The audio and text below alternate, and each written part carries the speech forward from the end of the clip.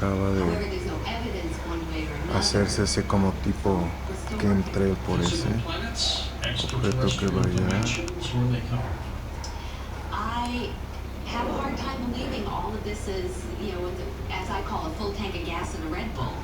Or we have thousands of amateur astronomers, watching them come into our I don't know if it's a plane. So they must be using...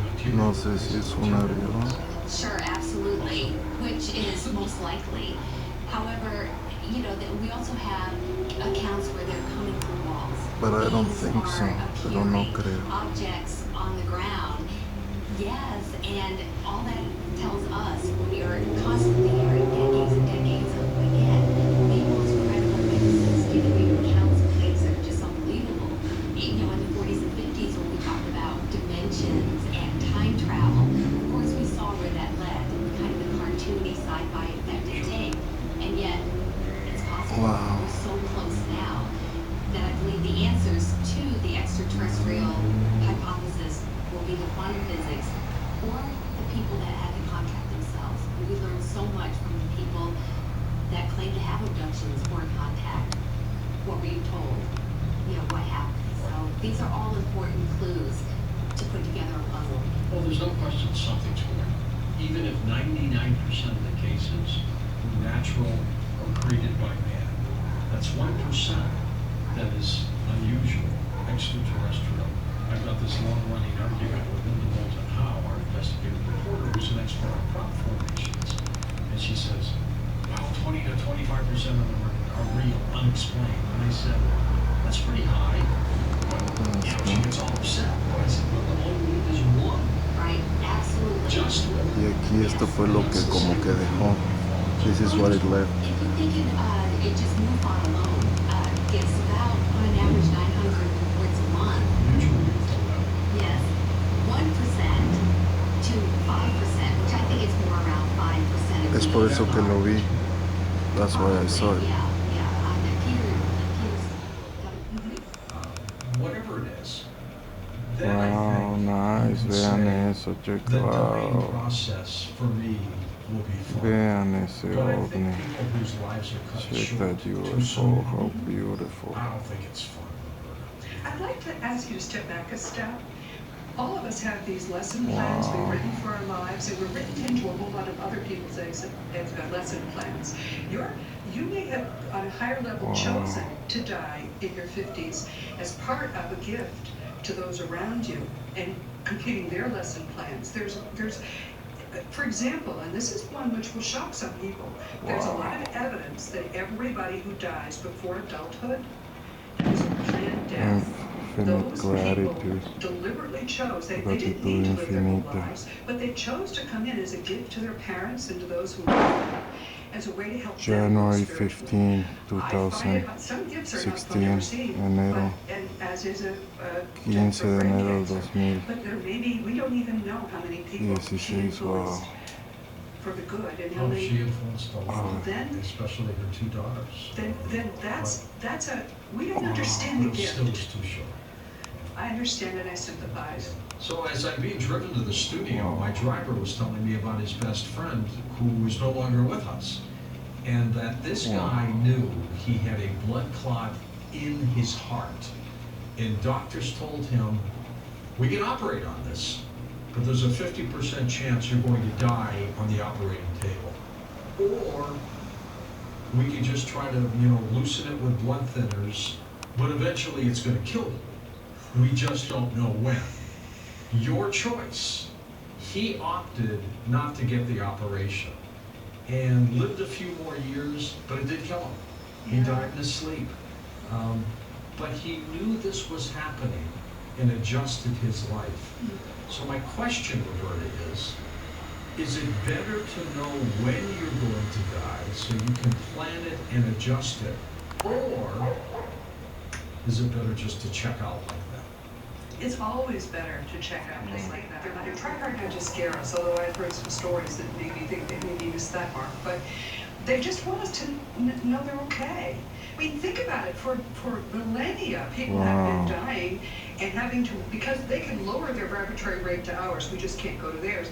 They've had to watch their loved ones suffer unnecessarily, thinking they didn't exist. So they started learning how to give little signs. They trying to comfort us? Yes, I'm here, I'm fine. It's like sending a postcard home before you go up into the jungle. That's what it's like. What would the dead say about the fun of dying? That title came from them. That's the single most common word that the dead use to describe their lives now is some variant of the word fun. And when they come to us, what do? Do they flicker a light? They flicker lights, yes. The most common signs are pennies. I know someone who's Pennies? gives quarters, yes. If you start finding a lot of pennies and you've recently lost someone, those are probably apports that were made to appear here. It does. It's called the fun of dying. Yes, the fun of dying. Well, I'm glad you put together some kind of a work like this for people who really have a fear factor about it. Thank you so much for having me. I've loved talking to you. It's fun. It's the fun of talking. It's the fun of being in contact. I think that's wonderful. That's part of why we're here. Thank you, Roberta. Thank you so much. Well, we're all going to go one day, preferably later than sooner.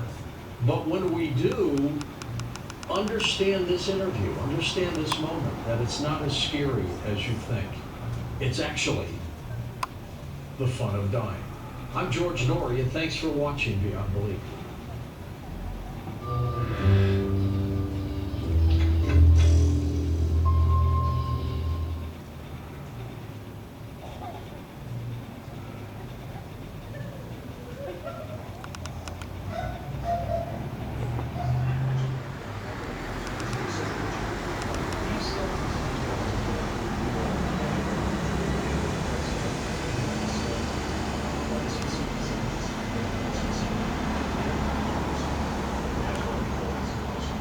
Viene a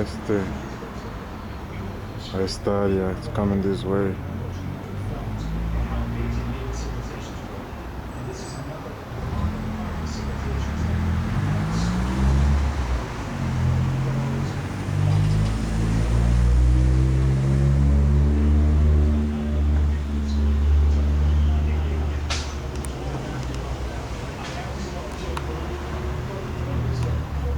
Wow. So close, tan cerca. It's not a plane, no es un avión.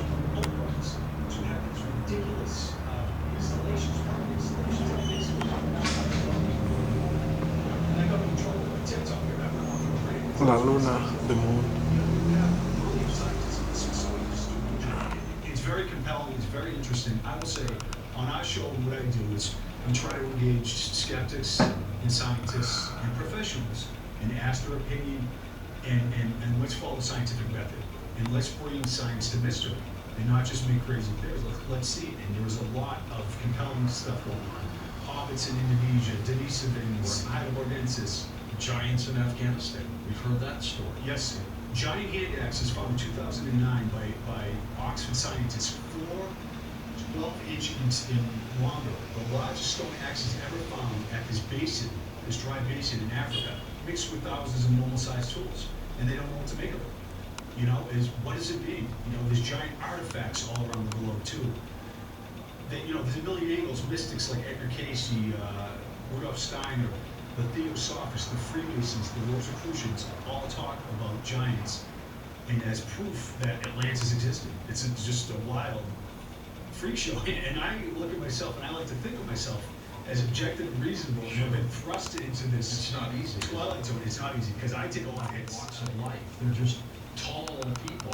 I mean, I've been on airplanes, and I've seen some guy come in who could barely stoop down. He was so tall.